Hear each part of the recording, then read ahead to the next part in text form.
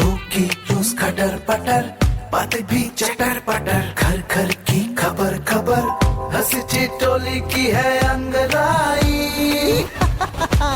Radio Raju भाई, radio Raju भाई, radio Raju भाई, राज मिस्त्री का अपना रेडियो।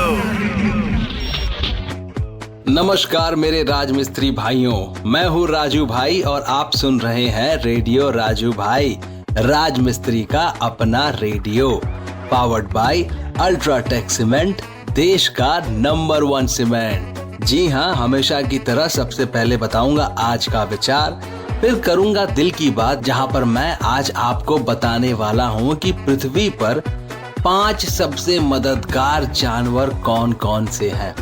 जी हाँ, देखिए, जानवरों से प्रेम करना तो इंसानी फितरत है। हम सभी जब किसी दोस्त के घर जाते हैं जिसके पास कुत्ता या बिल्ली हो, तो चाहे ना चाहे हम उनसे कितना भी डरें, एक बार तो उनके सर पे हाथ फेर ही देते हैं। यही तो है इंसानी फितरत। तो आज मैं आपको बताने वाला हूँ कि पृथ्वी पर सबसे मददगार 5 जानवर कौन कौन से हैं। उसके बाद सुनाऊंगा आपको एक रोचक तथ्य, फिर सुनाऊंगा आपको एक कहानी और उस कहानी से हम सीख हासिल करेंगे। और आज की कहानी भी पंचतंत्र की कहानी है।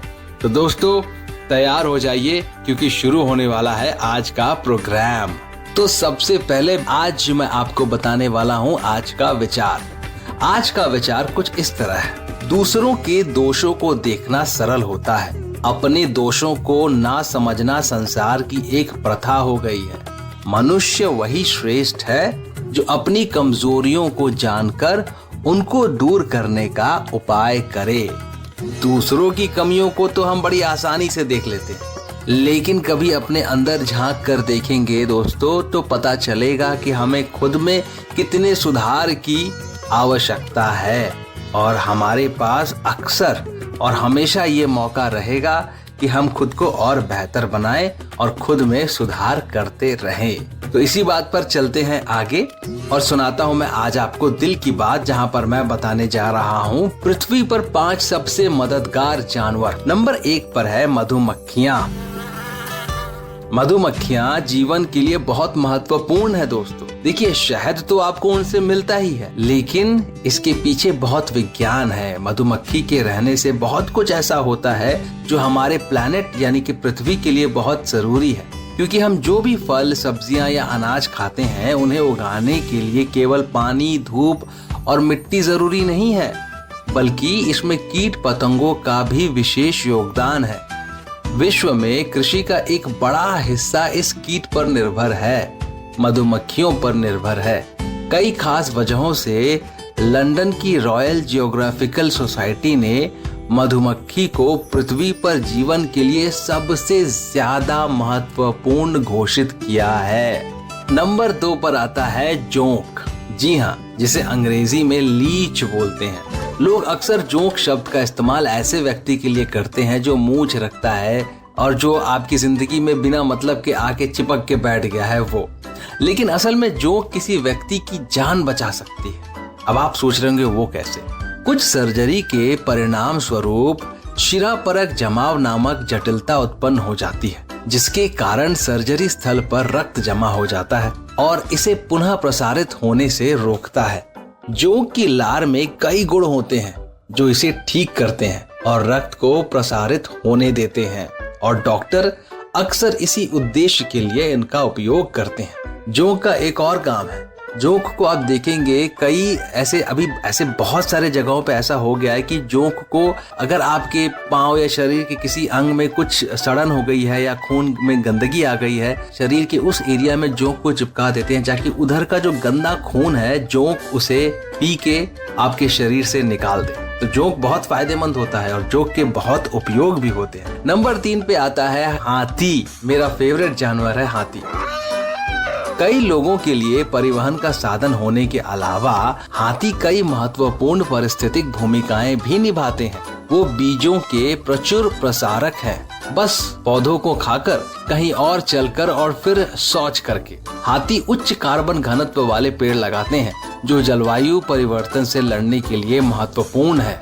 वे घने जंगलों वाले क्षेत्रों में मार्ग साफ करते हैं, जिससे अन्य प्रजातियां अधिक स्वतंत्र रूप से घूम सकती हैं और यहाँ तक कि उनके पैरों के निशान भी मैफ्लाइज, टेडपॉल और अन्य छोटी प्रजातियों के लिए सूक्ष्म पारिस्थितिक तंत्र के रूप में काम कर सकते हैं। इसके अलावा हाथियों ने कई मौकों पर लोगों को प्राकृतिक आपदाओं से बचने में मदद की है। उदाहरण के लिए जब 2017 में नेपाल में अचानक बाढ़ आ गई थी, तो हाथियों ने सैकड़ों लोगों को डूबने से बचाया था और उन्हें सुरक्षित स्थान पर पहुंचाया था। नंबर 4 पे है कबूतर। संदेशवाहक कबूतर शायद कहानियों और कार्टूनों की तरह लगे, लेकिन वे वास्तविक हैं और वे काम करते हैं। कबूतरों में मैग्नेटोरिसेप्शन नामक एक इंद्रिया होती है, जो उन्हें पृथ्वी के चुंबकीय क्षेत्रों को समझने में अनुमति देती है और वे इस इंद्रिय का उपयोग सैकड़ों मील दूर से निर्दिष्ट घर पर वापस जाने के लिए कर सकते हैं। संवेदनशील जानकारी प्रसारित करने के लिए युद्ध के दौरान संदेशवाहक कबूतरों का बड़े पैमाने पर उपयोग किया गया है और इस तरह से कई लोगों की जान बचाने का श्रेय उन्हें दिया जाता है। हालांकि समय के साथ संदेशवाहक कबूतरों का उपयोग कम होता गया है, लेकिन वे पूरी तरह से अप्रचलित नहीं है। भारतीय राज्य ओडिशा, जो दशकों से संदेशवाहक कबूतरों पर निर्भर रहा है, अभी भी उन्हें प्रशिक्षित और तैयार रखता है ताकि बड़े पैमाने पर संचार विफलता या बिजली की हानि की स्थिति में उनका उपयोग किया जा सके। इससे भी महत्वपूर्ण बात यह है कि चीनी सेना भी ऐसा ही करती है। नंबर 5 पे आते हैं आपके और मेरे सबसे प्रिय कुत्ते। मनुष्य के सबसे अच्छे दोस्त को शीर्ष स्थान मिलना चाहिए, क्योंकि वे मनुष्यों की मदद करने के लिए कई तरह से आगे आए हैं। सामान्य स्नेह और साथ देने के अलावा कई कुत्तों को और भी काम के लिए प्रशिक्षित किया जाता है, जैसे कि सुरक्षा एवं संरक्षण प्रदान करते हैं, दृष्टिबाधित लोगों के लिए मार्गदर्शक के रूप में कार्य करते हैं, कम गतिशीलता वाले लोगों के लिए सामान लाना, दरवाजे खोलना और बुनियादी घरेलू कार्य करना, ऑटिज्म स्पेक्ट्रम से पीड़ित लोगों को चिंता से निपटने में मदद करते हैं और उन्हें मानसिक तनाव के दौरान शांत करते हैं, मधुमेह रोगियों के रक्त शर्करा स्तर का पता लगाते हैं और ये बहुत कम या बहुत अधिक हो तो उन्हें सचेत भी करते हैं। कुत्ते अवैध दवाओं का भी पता लगाते हैं। क्योंकि कुत्ते मनुष्यों के साथ ही विकसित हुए हैं, इसलिए यह आश्चर्य की बात नहीं है कि वो इतने सारे अलग अलग तरीकों से हमारी मदद करने में सक्षम हैं। तो दोस्तों, ये थे 5 जानवर जो हमारी मदद करने में बहुत सक्षम हैं। अब रुक करते हैं हम रोचक तथ्य की ओर। इस बात पे गौर फरमाइएगा कि एक छोटा बच्चा 3 से 8 साल के बीच का, वो दिन भर में 300 से 400 बार हंसता है और वहीं हम वयस्क, हम लोग दिन भर में औसतन 17 बार हंसते हैं, है ना? बहुत ही अद्भुत बात।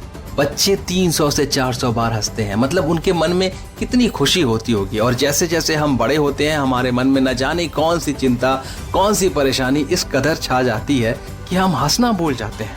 तो दोस्तों, हंसना नहीं भूलना है, हमेशा मुस्कुराते रहना है ताकि आपके जीवन में खुशियां बरकरार रहें।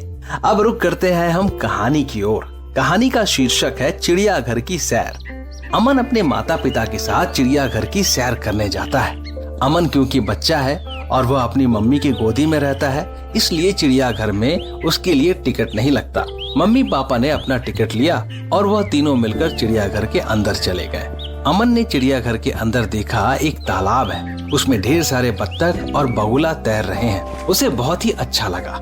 फिर उसने देखा एक बंदर है, वह छोटे छोटे बंदरों को खिला रहा है और उसके पीछे छोटे छोटे बंदर भाग रहे हैं। अमन ने फिर आगे एक भालू को देखा, एक जिराफ को देखा और ढेर सारे शेर को भी देखा। वह तेज तेज चिल्ला रहा था, छोटे छोटे बच्चे डर कर भाग रहे थे। फिर अमन ने देखा एक हाथी का झुंड वहाँ पर खड़ा था और उसके छोटे छोटे बच्चे भी वहाँ पर थे। वो आपस में खेल रहे थे और इस तमाशे को वहाँ खड़े ढेर सारे बच्चे देख रहे थे। अमन भी खड़ा हुआ और हाथी के झुंड को देखने लगा।